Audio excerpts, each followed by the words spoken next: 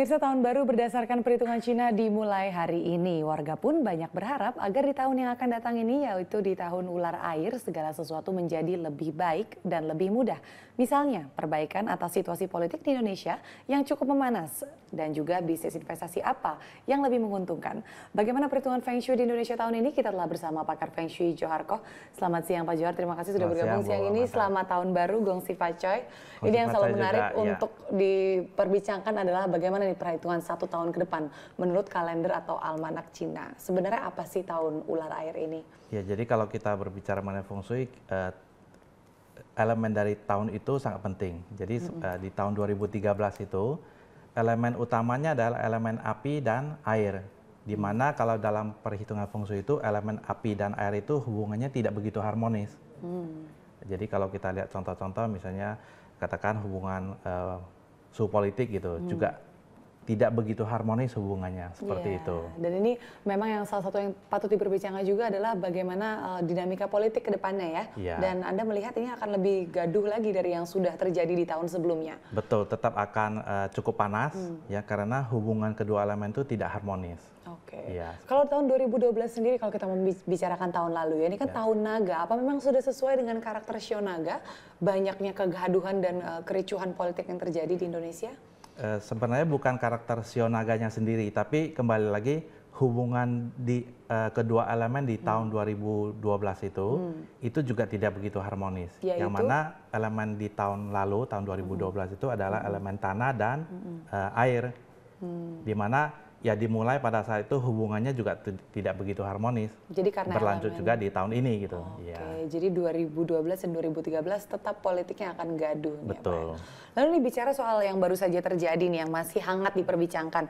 Sikap atau tindakan yang diambil oleh SBY kemarin terhadap partainya kan cukup keras nih, mengambil alih Demokrat. Apakah ini memang sesuai dengan karakternya yang bersio kerbau, lahir di bulan September tahun 1949 ya? Ya, kalau kita lihat sionya Pak SBY, sio kerbau. Sedangkan sio yang satu lagi, mungkin Pak Anas gitu ya, itu adalah sio ayam. Sebenarnya kedua sio tersebut keberuntungannya cukup baik. Ya. Di tahun ini? Di tahun ini, ya. Tapi tentunya kita tidak bisa sesimpel itu melihat keberuntungan seseorang dari sio saja ya. Ada faktor-faktor lain juga. Nah, berhubung kedua elemen hubungan dari kedua elemen di tahun 2013 ini menunjukkan hubungan yang tidak harmonis, berarti kita bisa melihat kalau misalnya di bidang politik hubungan antar orang itu menjadi tidak begitu harmonis ya. Walaupun keberuntungan keduanya bisa dibilang cukup baik, tapi karena kedua elemen yang berbenturan ini menjadi tidak baik. Ini kalau kita mau bicara konflik antara di dalam tubuh internal Partai Demokrat ya. Oke, ini sebentar lagi akan ada grafik yang kita tampilkan mengenai karakteristik seseorang dengan sio kerbau.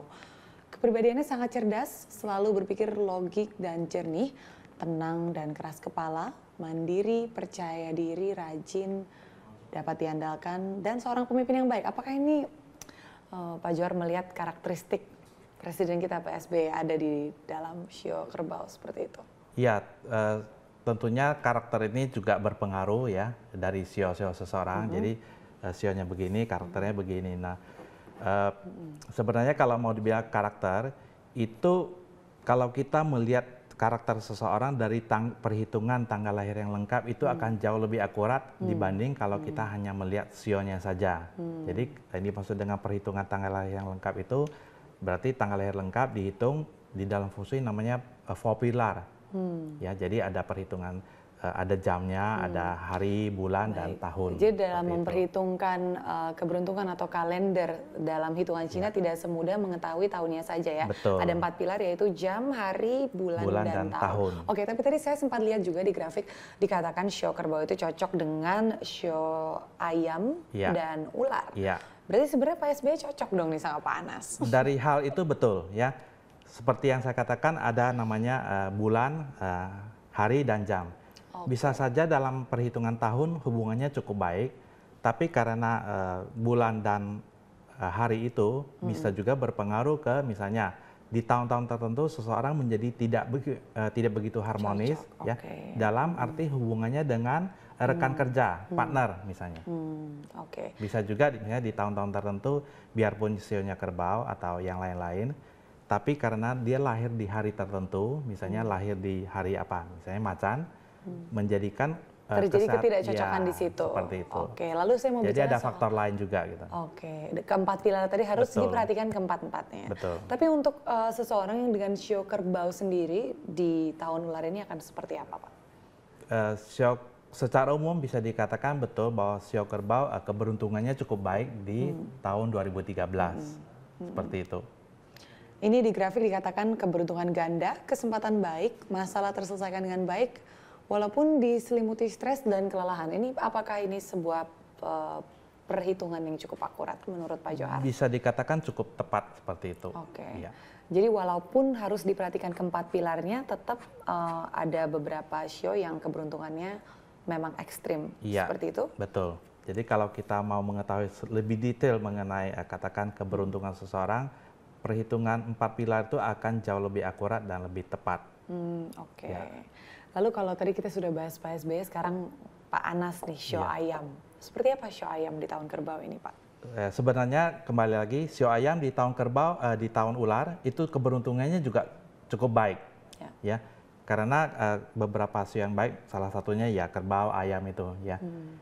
Tapi kembali lagi, hubungan yang tidak begitu harmonis itu bisa terjadi ya karena efek dari pilar-pilar yang lain dari tanggal lahirnya Pak Anas. Jadi tidak cukup kalau kita melihat atau menghitung hanya dari sionya saja. Oke, dan kita simak dulu grafik yang berikut ini. Nah, ini karakteristik sio ayam apakah sudah cukup tepat nih menurut perhitungan Bapak? Iya, saya rasa secara umum betul sio ayam ya seperti suka melamun ya, boros, tapi karakter, ada wibawanya. Ya, karakter-karakter seperti ini akan jauh lebih tepat kalau kita lihat dari hari lahirnya daripada sionya sendiri. Oke. Jadi tidak bisa hanya melihat sionya saja ya. Betul. Oke. Lalu tapi dengan Pak Anas dan Pak SBY seperti ini, Anda melihat di tahun 2013 ini akan lebih meruncing lagi konflik antara mereka? Betul, tapi saya rasa keruncingan itu akan mulai mereda ya menjelang akhir tahun ini. Dan apalagi memasuki tahun 2014 itu saya rasa hubungannya sudah akan lebih baik lah seperti itu. Jadi masalah mungkin akan terselesaikan dengan lebih baik di tahun 2014. 2014, oke. Dan itu untuk sio ayam sendiri di tahun ular, apa yang bisa dilakukan oleh seseorang dengan sio ayam untuk memperbaiki perhitungan keberuntungannya? Harus lebih hati-hati tentunya dalam bertindak misalnya ya. Jadi tidak terlalu agresif, ya biarpun secara umum keberuntungannya baik. Oke. Baik Pak, kita akan bahas soal bisnis investasi di segmen berikutnya. Kita jeda dulu, pemirsa tetaplah bersama kami di Dialog Jurnal Siang.